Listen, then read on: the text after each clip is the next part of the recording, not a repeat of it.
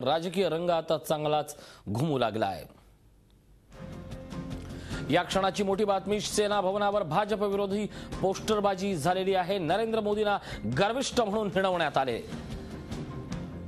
भाजपला मनसेचे नेते पोस्टरवर भाजप आणि मनसेचे नेते पोस्टरवर हजर आहेत। मोदी बाळासाहेबांसमोर झुकतानाचा फोटो या ठिकाणी लावण्यात आलाय।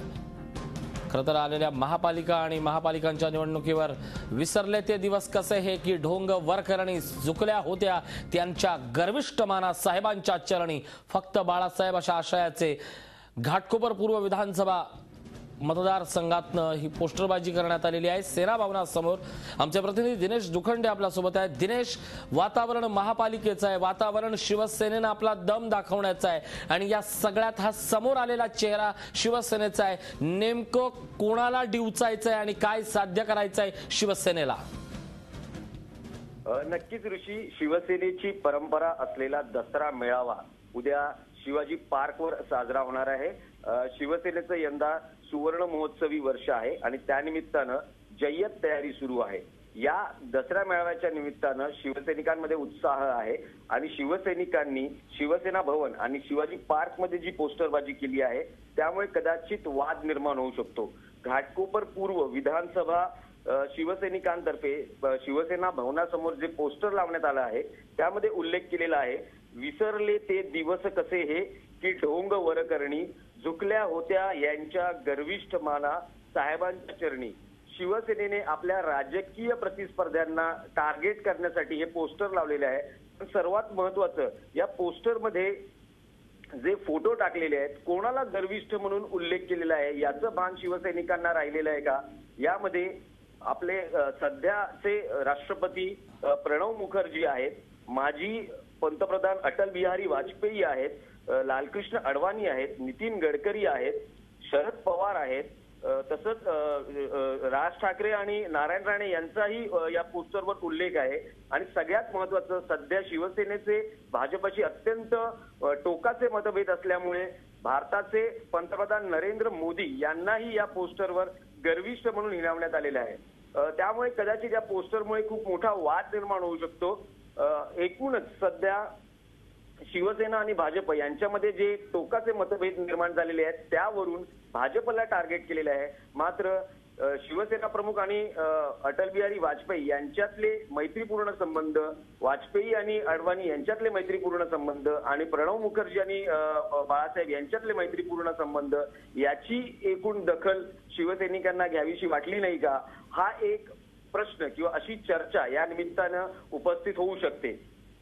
नक्कीच दिनेश, या सगळ्या फोटोंचा जर आपण नीट विचार केला तर यात मनसेचे अध्यक्ष राज ठाकरे असतील, माजी मुख्यमंत्री नारायण राणे असतील, काँग्रेसचे तत्कालीन नेते आणि आताचे राष्ट्रपती प्रणब मुखर्जी असतील, नितीन गडकरी असतील, अटल बिहारी वाजपेयी असतील, राजनाथ सिंग असतील, शरद पवार असतील, गोपीनाथ मुंडे असतील, सगळे महत्वाचे नेते एकाच फोटोत दाखवून शिवसेना एकाच वेळी सर्वांना आपल्या अंगावर उडवून घेते। शिवसेनेला हा आक्रमकपणा नेमका कोणाला दाखवायचा आहे, इतर पक्षांना की आपल्या शिवसैनिकांना चिथवण्याचा हा सगळा प्रयत्न आहे? ऋषी, नारायण राणे आणि राज ठाकरे यांचे जे फोटो आहेत, नारायण राणे आणि राज ठाकरे हे दोन्ही नेते कधी काही शिवसेनेत होते। राणे काँग्रेसमध्ये गेले, राज ठाकरे यांनी महाराष्ट्र नवनिर्माण सेना काढली। शिवसैनिकांमध्ये यांच्याविषयी रोष आहे कारण हे शिवसेनेमधून बाहेर पडून यांनी स्वतंत्रपणे आपलं राजकीय करिअर सुरू केलं। भाजपमध्ये सध्या जे टोकाचे मतभेद आहेत त्यामुळे नरेंद्र मोदी यांच्याशी एकूणच सौहार्दपूर्ण संबंध संपुष्टात आले आहेत की काय, वेळोवेळी नरेंद्र मोदी आणि त्यांच्या सरकारवर सामना असेल किंवा नेत्यांच्या माध्यमातून टीका झालेली आहे। त्यामुळे भाजपला सध्या टार्गेट करण्याचा शिवसेनेचा इरादा आहे आणि अलीकडच्या काळात नक्कीच दिनेश, आपण या संदर्भात बोलूया। भाजपचे खासदार किरीट सोमय्या आपल्या सोबत आहेत। सोमय्या सर, घाटकोपर पूर्व विधानसभेच्या बाजूने एक पोस्टर लावण्यात आलंय, सेना भवन समोर एक पोस्टर लागलंय, यात सर्व भाजपचे नेते, सर्वच पक्षांचे नेते बाळासाहेबांसमोर झुकल्याची चित्र तत्कालीन आहेत। पण यावेळेचा मेसेज महत्वाचा आहे की विसरले ते दिवस कसे आहे की ढोंग वरकरणी झुकल्या होत्या यांच्या गर्विष्ठ माना साहेबांच्या चरणी। नेमकं शिवसेनेला कोणाला सांगायचं आणि या चित्रातनं तुम्ही काय मेसेज घेताय? लोकशाहीत देश महत्वाचा असतो आणि देशाचा समाजाच्या हितासाठी एकमेकांना नमन करणं ही आपली संस्कृती आहे. प्रत्येक व्यक्तीकडून काही ना काही शिकण्यासारखं असते. बाळासाहेब ठाकरे तर अन्यथाही खूप मोठं नेतृत्व आणि महाराष्ट्राचा अभिमान होत. म्हणून बाळासाहेबांकडे अनेक गोष्टी त्यांच्याकडून प्रेरणा लोकांना आणि संबंध देशांना मिळालेल्या आहेत. त्याबद्दल मलाही आनंद आणि अभिमान आहे की बाळासाहेबांकडून मलाही खूप प्रेरणा मिळाल्या. राहिली गोष्टी कोणी काही पोस्टर लावणं किंवा होर्डिंग लावणं किंवा त्यात काही भाषा आणि शब्दाचा उल्लेख करणं, मला असं वाटतंय की बाळासाहेबांना अशा प्रकारचा चर्चेत आणून बाळासाहेबांच्या कर्तृत्वाला लहान करणं हे मी करण्याचा जराही क्षुल्लकही प्रयत्न करणार नाही.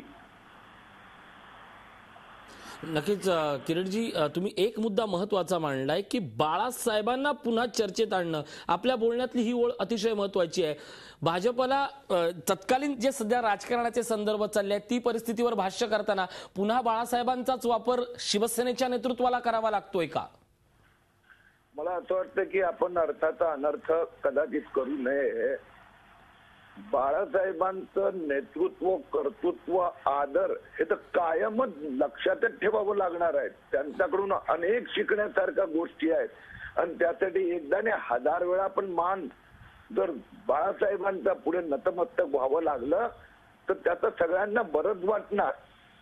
बाळासाहेबांना अशा प्रकारांनी पोस्टर किंवा होल्डिंग द्वारा पेश करून त्यांना अशा प्रकारचा वादात आणण्याचा मी प्रयास करणार नाही किंवा तशा प्रकारचा वादात बाळासाहेबांना आणून बाळासाहेबांचं जे कर्तृत्व आणि उंची होती त्याला लहान करण्याचा भानगडीत मी पडणार नाही. एवढंच मला म्हणायचं आहे. बाळासाहेब आयुष्यभर आजीवन सगळ्यांच्या लक्षात राहणार. त्यांच्याकडून शिकण्यासारख्या गोष्टी कायम आम्ही शिकत राहणार. नक्कीच शिवसेना प्रमुखांकडनं त्यांचं संपूर्ण कर्तृत्व आणि या कर्तृत्वापुढे झुकलेले सर्व मान्यवर नेते आणि त्या क्षणांचा कोलाज करून शिवसेनेनं साधलेली राजकीय पोळी हेच यावरचं भाष्य आहे. मुळात या निमित्तानं प्रश्न हा होतो की इतर जण शिवसेनेला विसरलेत की शिवसेनेचा स्वतःचा दरारा कमी झालाय. या दोन्ही गोष्टी अंतर्मुख होऊन पाहण्याची दोन्ही नेतृत्वांना आज गरज निर्माण झाली आहे. धन्यवाद खासदार किरीटजी सोमय्या आणि धन्यवाद दिनेश दुखंडे, आमचे प्रतिनिधी आपल्यासोबत होते. झी 24 तास रहा एक पाऊल पुढे.